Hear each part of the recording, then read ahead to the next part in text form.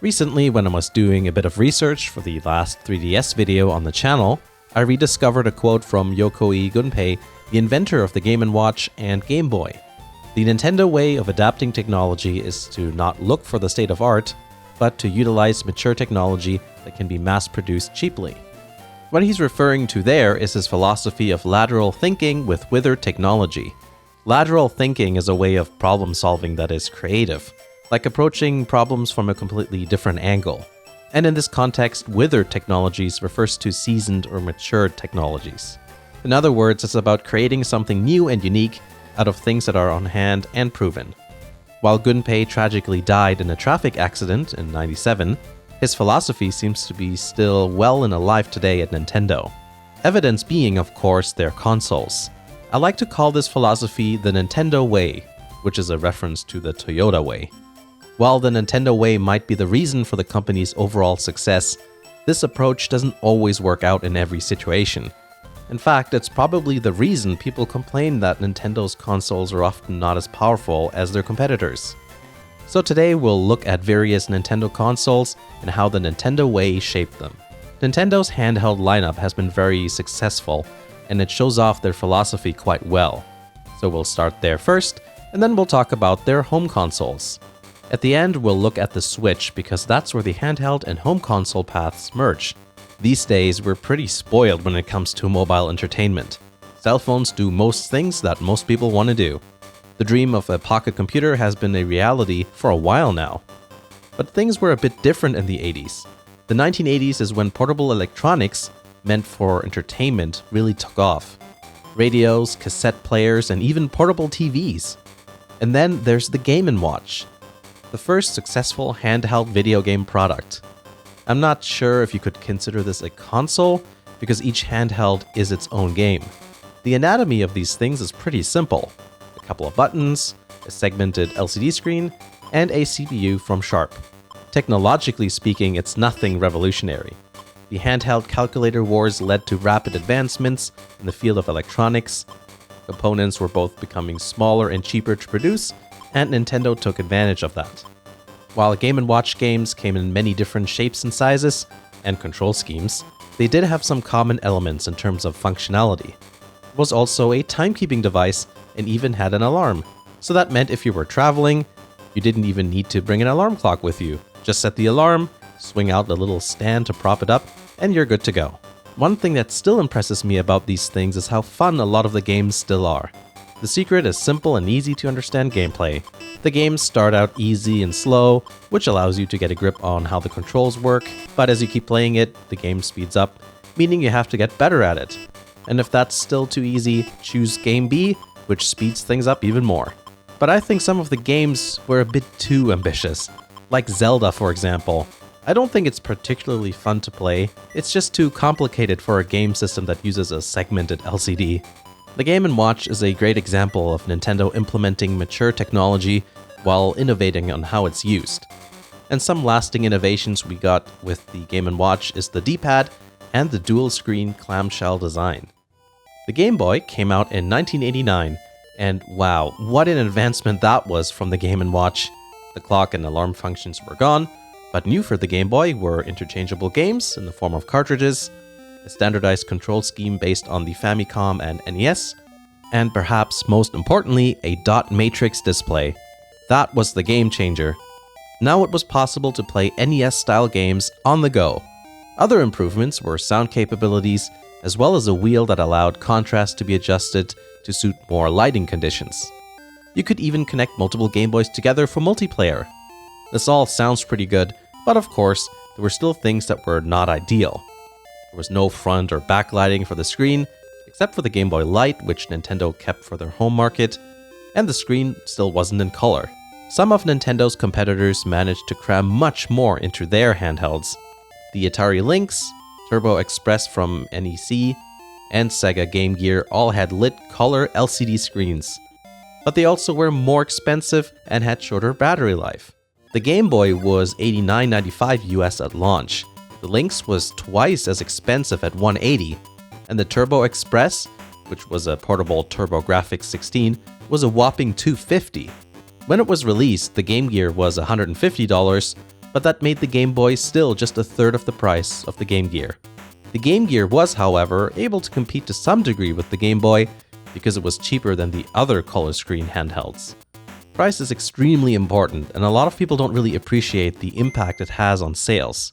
If Nintendo added more state-of-the-art components, the Game Boy could have easily exceeded the $100 mark. Once you have that extra third digit, the competitors don't look all that expensive in comparison. So Nintendo would have not only lost a few sales to their competitors, they also would have lost all the customers who could deal with a $90 price tag, but not $120 or $130. These days, I hear this a lot about the Switch too.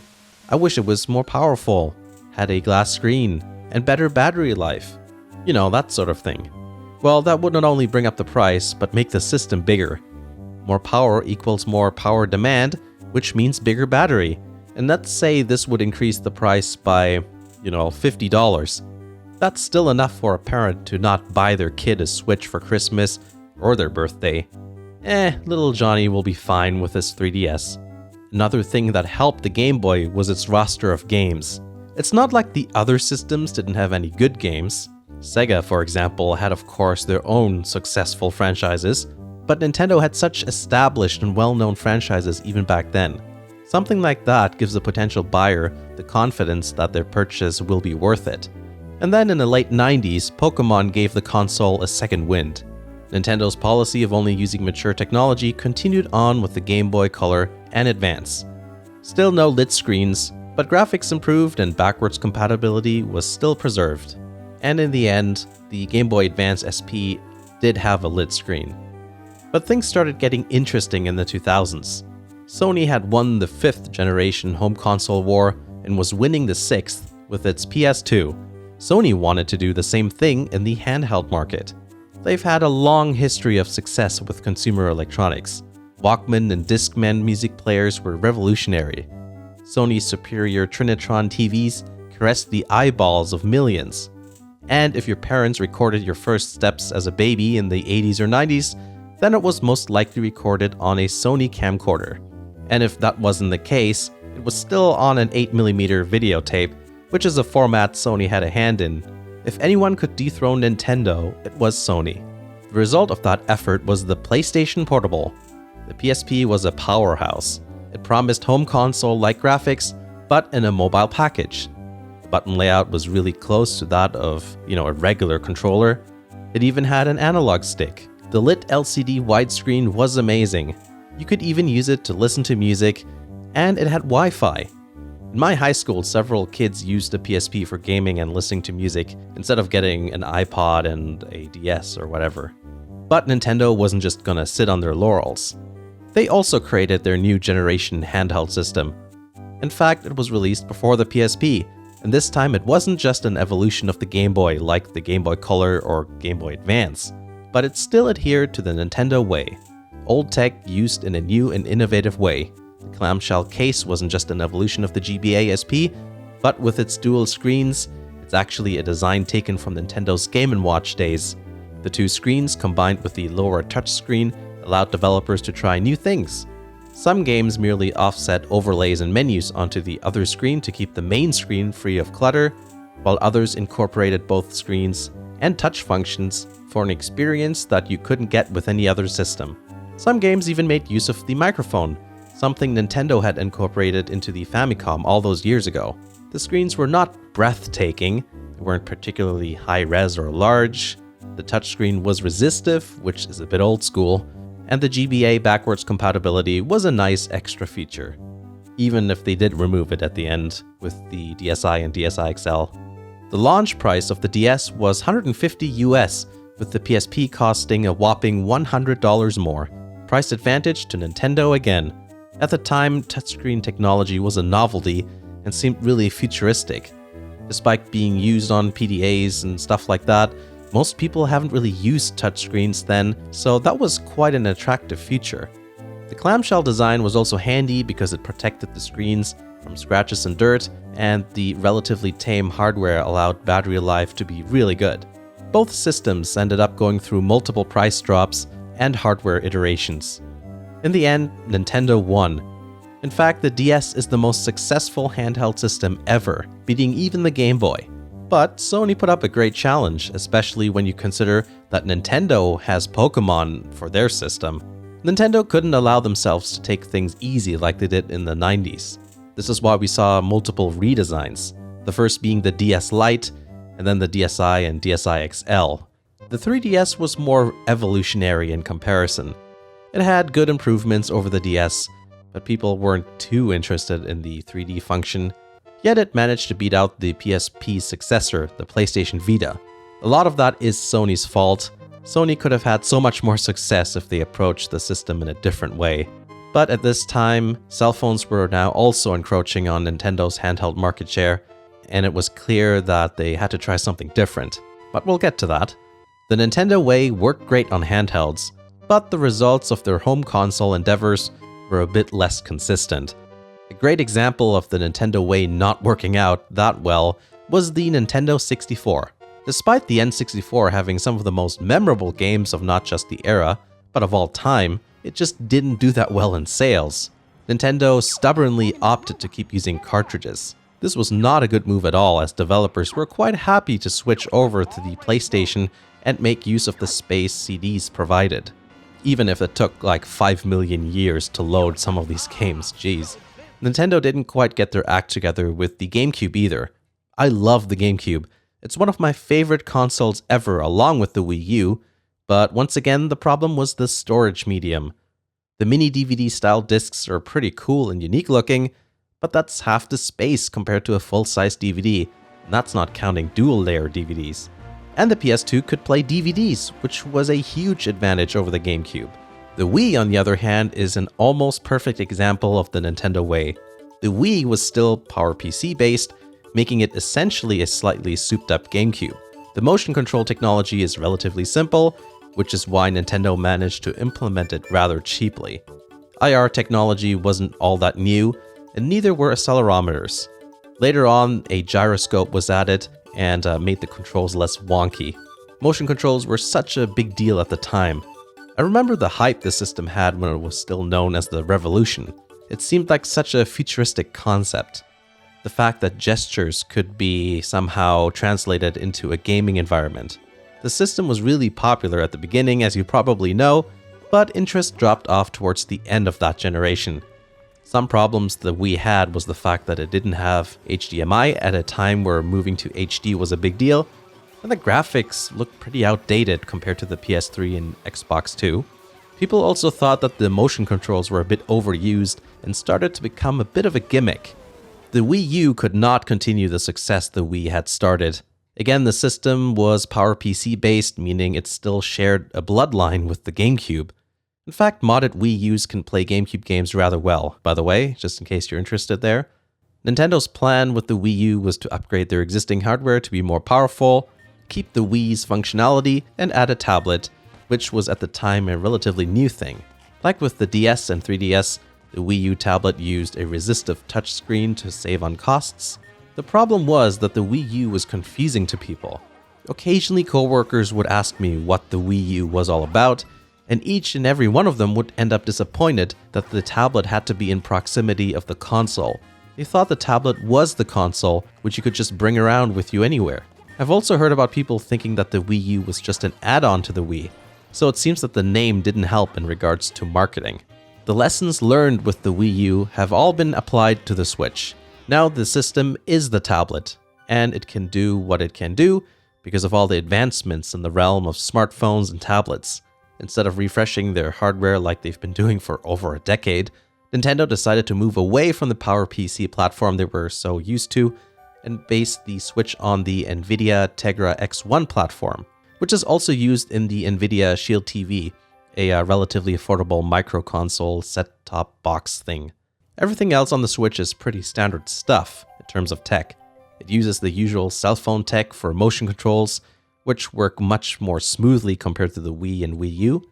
The Switch wins when it comes to versatility. It's not exactly pocketable, but it seems to work as a handheld for many people. You can play it in tabletop mode without a TV, or just dock the thing if you want to play on a big screen. The fact that the Switch is adaptable to so many different lifestyles and situations gives it an appeal that crosses over multiple demographics. While the PS4 and Xbox One are doing their 4K and VR thing, Nintendo goes about console gaming a completely different way. I noticed also that a number of PC gamers are quite attracted at the idea of owning a Switch. As someone who primarily plays games on a computer, I can definitely see the appeal. Unless there's some exclusive you can't live without, why even bother getting a PS4 or Xbox One? Might as well just get a Switch instead. The novelty of the hardware plus the Nintendo exclusives make it a worthwhile thing to get. There are things that the Switch could do better though. I can't say that the battery life is particularly thrilling, but I guess they didn't want to make the device any bigger. With the ubiquity of mobile devices in the world, it's not like it's impossible to charge a Switch while you're on the go either. That being said, Nintendo Switch charging is a whole topic unto itself, but we won't get into that right now. The plastic screen isn't ideal either, but I think it's fine if you're careful. Just line up the console with the dock properly, and the screen won't get munted. I don't have any scratches except for just outside of the screen, which is caused by these extrusions on the dock. Just don't put it into the dock crooked. That's how people scratch their screens. As you can see, the Nintendo way seems to work pretty well, and throughout this film we saw both successful and unsuccessful implementations of that philosophy. Now, you might be thinking that there's one Nintendo system that did very poorly, which I hadn't talked about yet, and you're right, it's the Nintendo Virtual Boy. Now that was a flop. It too followed the philosophy of using old tech combined with new ideas, but it was just too early to try something like that. In fact, this console is probably the best example of an unsuccessful execution of this philosophy. Remember Yokoi Gunpei from the start of the video? He actually led the Virtual Boy project. If there's any proof that the Nintendo way doesn't always work, this is it. But the Nintendo way isn't a surefire, detailed method of producing great consoles. There's no magic formula for success. It's a combination of hard work and circumstance, and sometimes there's the occasional lucky break. The Nintendo way is a philosophy that is supposed to help and focus a group of people into achieving a set of goals. And I hope you enjoyed seeing some examples of how the Nintendo way shaped various Nintendo consoles. If you enjoyed the video, I'd really appreciate it if you liked the video. Doing that really helps because that lets Google know that people enjoyed the video and other people would probably enjoy watching it as well. You can subscribe to the channel as well if you want. The videos I do are pretty varied, ranging from niche Japanese games to console and game reviews and retrospectives. Basically, I share with you various gaming related things I'm enthusiastic about, and I hope that enthusiasm translates at least a little bit, even if you're not all that interested in the exact topic yourself. If you want to help out, consider either becoming a channel member by clicking join below, or by becoming a Patreon supporter. It's with your support that I'm able to continue making videos, whether it's getting new things to make videos about, or something that's more behind the scenes. For example, I recently had a hard drive failure, but because there's so many generous supporters, I was able to quickly get back on my feet. Not only was I able to get a new hard drive, everything was backed up due to earlier investments into a backup system. So it was just a matter of restoring what I needed. Thanks for watching, and I'll see you again in the next video.